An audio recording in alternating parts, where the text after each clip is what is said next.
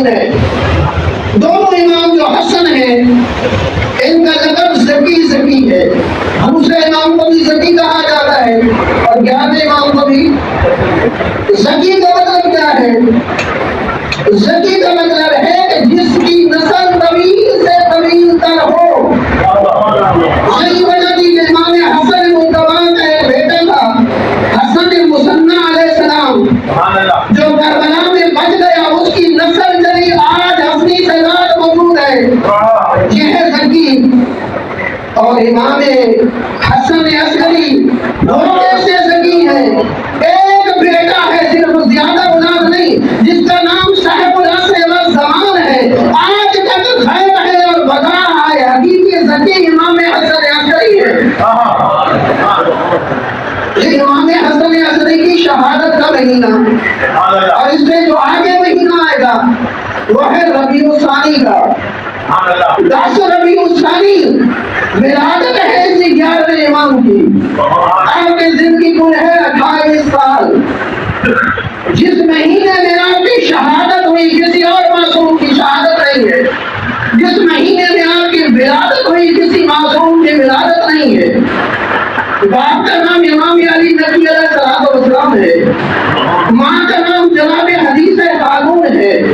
پیدا ہوئے ہیں 10 ربیع الثانی 260 ہجری کو سرزمین مکہ پہ. اور یہ وہ امام ہے کہ جن کے بارے میں حدیث میں لکھا ہوا ہے کہ یہ امام 70 القاب رکھتے ہیں. ان کا ایک لقب المفسر بھی ہے.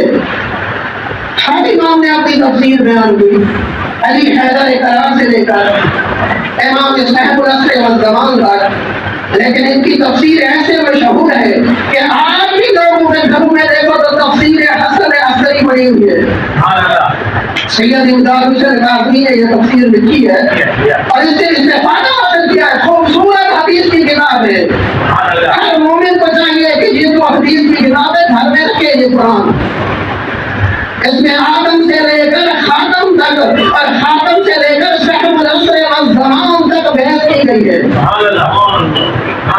تو یہ وہ امام ہے، چھوٹی عمر ہے 5 سال کی. امام علی نبی علیہ السلام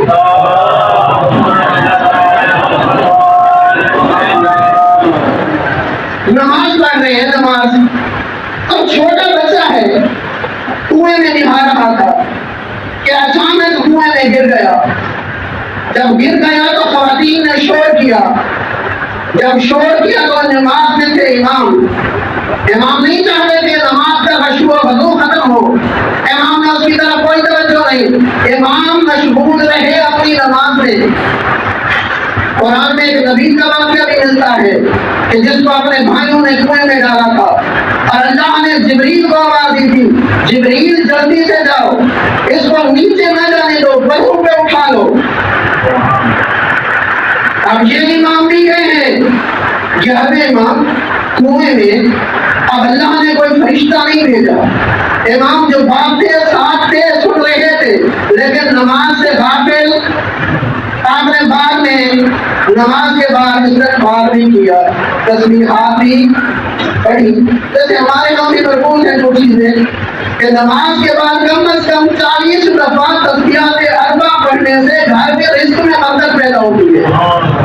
گھریلو جھگڑے ختم ہوتے ہیں، گھریلو فساد ختم ہوتے ہیں. فرمایا ہر نماز کے بعد 40 مرتبہ یہ تسبیح پڑھو، سبحان اللہ والحمد للہ ولا الہ الا اللہ واللہ اکبر. آج بھی تحقیقات نماز میں لکھی ہوئی ہے. امام تحقیقات کرتے رہے.